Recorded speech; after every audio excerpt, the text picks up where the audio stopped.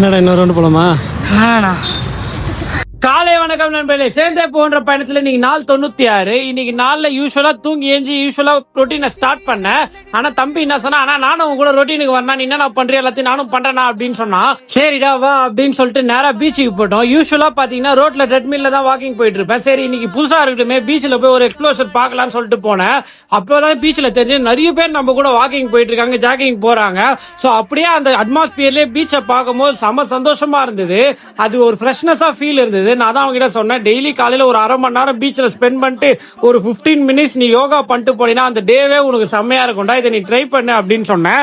லைஃப்ல உங்க எல்லாருக்கிட்டையும் ஒரு சின்ன விஷயத்த ஒண்ணு சொல்லணும்னு ஆசைப்பட்டேன். என்ன அப்படின்னா, லைஃப்ல என்னைக்குமே அடுத்தவங்களுக்கோசம் நீங்க வாழவே வாழாதீங்க, உங்களுக்காக மட்டுமே நீங்க வாழ்க்கையை வாழுங்க. அப்பதான் அந்த வாழ்க்கை உங்களுக்கு சந்தோஷமா இருக்கும்.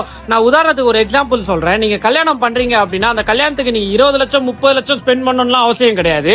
ஒரு ரிஜிஸ்டர் மேரேஜ் பண்ணா கூட அது உங்களுக்கு 10,000 15,000 ஸ்பெண்ட் பண்ணிட்டு அதுக்கப்புறம் நீங்க சந்தோஷமா இருக்கலாம். இன்னைக்கு அவங்க என்ன இப்படி நினைக்கணும், இவங்க என்ன இப்படி நினைக்கணும், இந்த மாதிரி ஒரு மண்டபத்துல வைக்கணும், இந்த மாதிரி டெக்கரேஷன் பண்ணணும், இவ்வளவு ஸ்பெண்ட் பண்ணணும்னு சொல்லிட்டு எல்லாத்தையும் பண்ணிட்டு நாளைக்கு 15 வருஷம் நம்ம கடன்ல போய் இருக்கிற வாழ்க்கை தேவையில்லாத வாழ்க்கை. சோ என்னைக்குமே நான் சொல்றேன், உங்க மைண்டுக்கு என்ன தோணுதோ அதை பண்ணுங்க. அடுத்தவங்களுக்காக வாழ்க்கையை வாழாதீங்க, அது என்னைக்குமே நல்லா இருக்காது.